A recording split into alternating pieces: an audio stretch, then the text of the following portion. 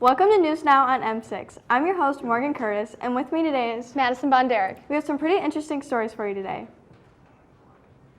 Starting up today, this past weekend, a 26-year-old Army veteran, Mark Steven Domingo, planned on detonating bombs at a Long Beach rally because he wanted revenge for attacks on Muslims around the world, but was intercepted by police. Mark was arrested on Friday night after buying what he thought was an explosive from an undercover policeman and could now face up to 15 years in prison.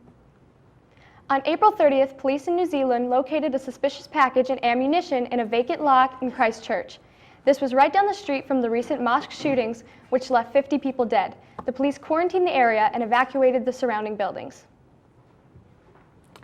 On Tuesday, the Japanese emperor was the first to abdicate in 200 years. Due to his age and declining health, he decided to abdicate while still in good health to do so, setting up his eldest son to be his successor. After a recent threat of measles on the verge of outbreak, cases have surpassed 700 that have been affected, especially in New York and Los Angeles. 500 of those who have been affected were people who weren't vaccinated. Eventually, the outbreak has spread to Detroit and 22 other states. For the first time, the National Park Service is planning a prescribed berm for the Sleeping Bear Dunes. The berm is intended to maintain the landscape and refresh the growth of natural plant life. The berm will take place in two areas, in over 883 acres. Currently, the National Park Service is still monitoring the weather for a burn day, but it could happen as early as this coming week. May 18th, the Goodles County Fairgrounds will be having their annual John Tate Memorial Show.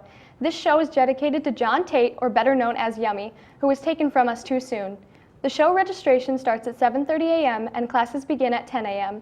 The cost per class for a 4-H member is $5 or a flat fee of $20 for the day. Non-4-H members is $6 per class or a flat fee of $30. All proceeds will go to the St. Clair County 4-H Horse Leader Scholarship Fund in memory of John. Remember to bring your negative coggins if you plan to participate. Venezuelan opposition leader Juan Guaidó called for a mass anti-government protests and military defections on Tuesday. Guaidó called for the Venezuelan people to join him in a nonviolent protest against Maduro. Thousands have taken to the streets to protest so far, even with tear gas and gunshots being fired towards them. That's really sad what's going on in Venezuela. I feel really bad for them. I do too. Do you plan on going to the John Tate Memorial Show? It sounds like it'd be fun. I definitely would want to participate. I am participating. I actually own a horse, so That's it'll cool. be really fun for me. And my club puts it on, my 4-H club, so that'll be really fun for us. Now to Emma with sports. Thank you, Morgan. With the NBA playoffs underway, several teams have already been eliminated, such as the Pistons, Thunder, Pacers, Jazz, Nets, and the Clippers. On the flip side, the Bucks and Celtics have been on a tear sweeping their first-round opponents. They will now be facing off against each other in the next round.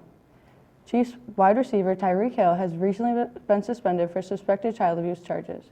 Hill's fiancée, Crystal Espanol, discusses in an interview their 3-year-old son's broken arm and how she is doing with the police investigation.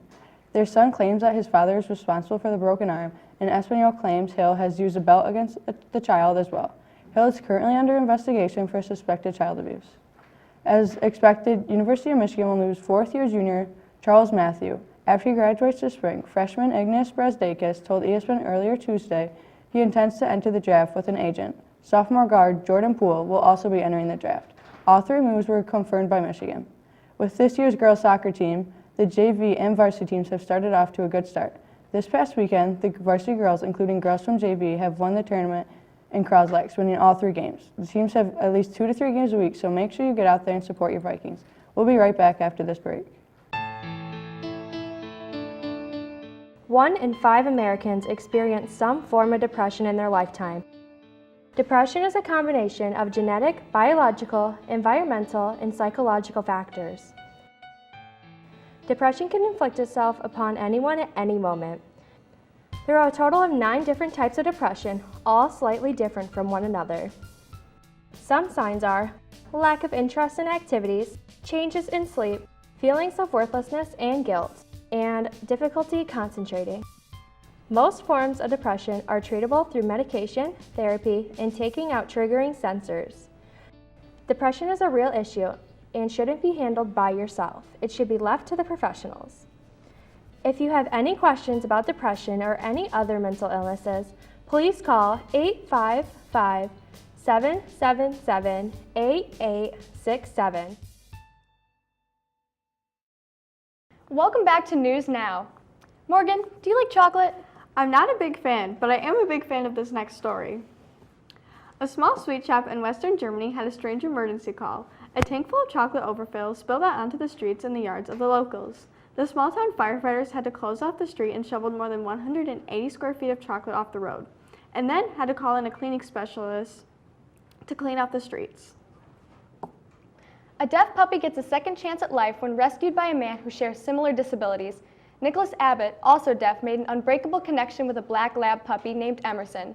The two of them currently live at their Florida home, where the puppy is being taught sign language commands like sit and lie down. That's a really sad story, or not a sad story, a really heartwarming story about the puppies, you know? Yeah, I'm really happy that Emerson found a home. Me too. Now to Jolene with some school news. Thank you. May is a big month for our seniors at MHS. Some important dates to keep in mind for all seniors include May 20th through the 22nd, exam days. May 24th is the last day of school and the all-senior breakfast. May 28th, baccalaureate. May 30th, honors convocation. And finally, June 2nd, graduation day. We wish the best of luck to our seniors during their last month of high school. If you're a student who's in AP class, listen closely. This year, advanced placement exams will start Monday, May 6th and will go all the way until Thursday, May 16th. They will be held in the Aux Gym at either 8 a.m. or 12 p.m., depending on the test. If you are unsure about your exam date and time, be sure to check the daily announcements. We wish the best of luck to all AP students. MHS isn't offering free physicals for this upcoming school year. Make sure you go to your own personal doctor to get an MHSAA physical to be eligible for the fall season. Forms are available in the athletic office. We hope to see you out there during the fall sports season. And we'll be right back after this message. In America, and most of the world, we all use electricity to fuel the basis of our everyday lives. With the rise of clean coal and a new governmental push for fossil fuels, there is a pushback from the environmental community for more solar power.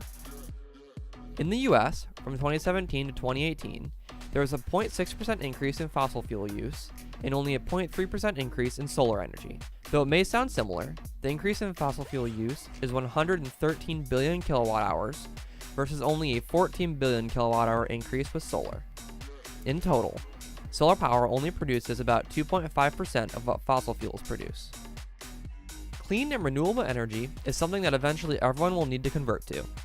The cost of solar has come down significantly. In fact, it's even cheaper than fossil-fueled power plants. Getting ahead of the curve now will allow us to cut down on pollution and hopefully have a healthier planet and healthier lives in the future. Welcome back to News Now. Madison, did you hear that Galaxy was coming out with a foldable phone? They are? That's crazy. Here's Ethan with more. Hello and welcome to What's New with Technology. Smartphones have had practically the same design, but with a rectangular slab and a touchscreen. Gadget enthusiasts were eagerly awaiting the release this week of Samsung's Galaxy Fold, a smartphone that could be folded or unfolded to decrease or increase in screen size. After several tech critics reported last week that their Galaxy Fold devices were malfunctioning, Samsung said on Monday that it would postpone the release of the device, which had been set for Friday. Now moving from new technology to conservation, nearly 1,200 students took part in a conservation lessons at Goodalls County Park on Friday, the 24th, to start off Earth Day Fair in St. Clair County. The lessons emphasize the importance of fish in the local waterways and the mantra of reduce, reuse, recycle. These kids also learned how they could reduce waste in their daily lives. Events included Earth Talks and demonstrations, outdoor family entertainment, alternative energy displays, and live animal exhibits. And with technology continually advancing, we can all expect the new and improved technology. Robots are trying their best to conquer the physical world. With this said, there won't be any concerns with industrial robots taking jobs anytime soon, because there are still some improvements to be made for these clumsy robots. And now back to Morgan and Madison at the desk. I don't know if I trust robots making my things as much as I trust humans. I mean, they're supposed to be advanced technology, so Yeah. Did you see Endgame this last weekend? I did. It was fantastic. I'm really upset that I haven't seen it. You have Mitch. to. Here's Mitch with some more. Adventure Endgame is a brand new Adventures movie that premiered on Thursday, April 25th. Endgame has been typed up ever since 2018's Infinity War released, and the film, as of right now, has broken 144 box office records, not even a full week after its release. Endgame beat the opening record with a $1.2 billion opening week. In movie theaters nationwide, there has been a new movie named Hellboy. One reason why it's known is because of its vulgar name, but one movie theater in Tennessee changes the name of the billboard to Heckboy. The reason being because in front of the movie theater is an elementary school. The owner of the theater said she said that never puts words considered profane because the children could possibly read it. The 73rd Annual Tony Awards will take place on June 9th and will be broadcasted on CBS. This year's production will be held at the Radio City Music Hall and will be hosted by none other than James Corden. There is a wide variety of nominations, with the musical Hadestown being picked for 14 different categories. The shows selected for the Best Musical category can range from Beetlejuice to Tootsie, and it will be an exciting race to see which will reign victorious as this year's Best Musical. Well, back to you, Morgan. Thanks, Mitch. Are you planning on watching the Tony Awards? I think it'd be an interesting show to watch. Me too. Well, thanks for joining us today. I'm Morgan Curtis And I'm Madison Bonderick, on M6. your hometown station.